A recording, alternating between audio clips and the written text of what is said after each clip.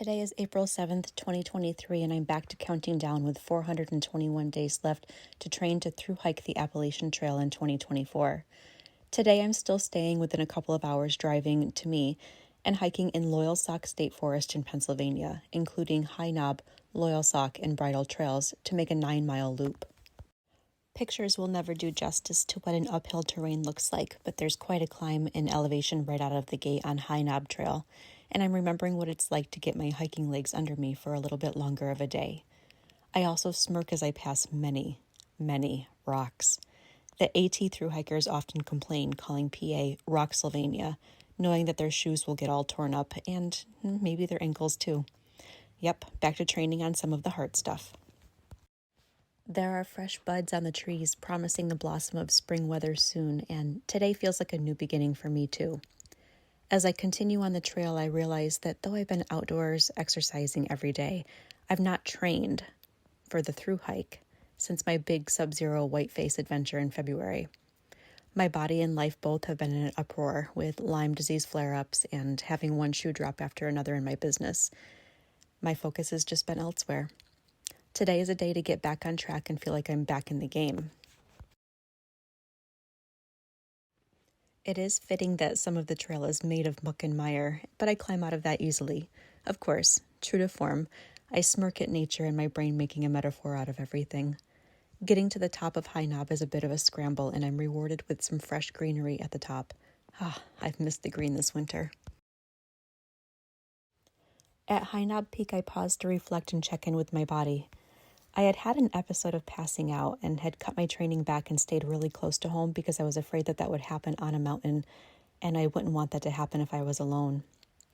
Today feels risky and like I'm getting out of my comfort zone again, but I've been here before, and eventually every time I step out of my comfort zone, it becomes familiar. It feels really good to be back in an empowered mindset instead of living in fear that my body will fail. My body has proven that it is better in some smaller hikes that I've done.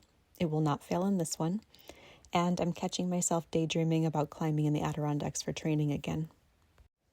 I take a moment to smile again, remembering that I climb mountains for views, even when one can drive to the top for a glimpse of the beauty. Okay, trust this process. The sign says hikers only. That's me. I continue on to a few miles section of Loyalsock Trail, which is actually more than 50 miles long, so I make a mental note to check this out again when my miles numbers for a day start to get high again. Pennsylvania does require some fancy footwork with swampy roots, logs, debris, and rocks. I enjoy testing my agility and my quad strength as I try to pull my legs out of the mud when my feet get a little bit stuck. I find a trail registry and sign into it for safety as there's no cell phone service here. I'm exactly 5 miles into my day now, and I'm validated that I'm getting back to normal me when I have that pang of sadness that, the day's almost over. I come upon Mary's View as a surprise. Oh, look, a view. And as I look out at the bump that is called Smith's Knob in the distance, I can't wait to get back to the trips where I look out at a mountain that I will be on later that same day. Potentially, that could be just about every day when I'm on the AT. I could not find out who Mary is in my research, though, so I'm left curious.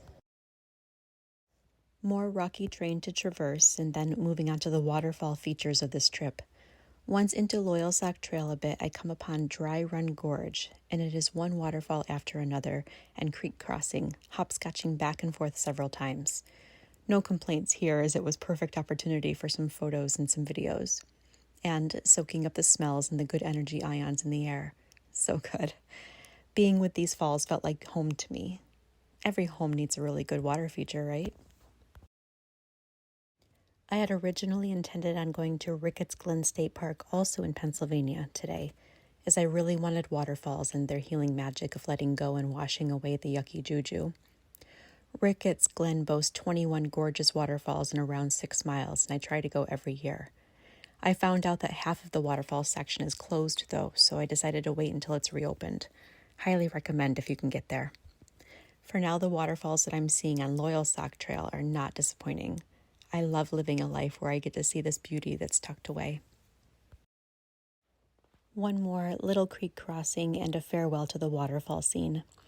I catch a small section of Dutter's Trail and then hop onto Bridle Trail to walk a pretty steep descent for the last couple of miles back to the car. Soon this trail will be so green, but I'm glad that I'm here when it's bare, and it's full of promise. The green that I do get to see is whispering, better days ahead.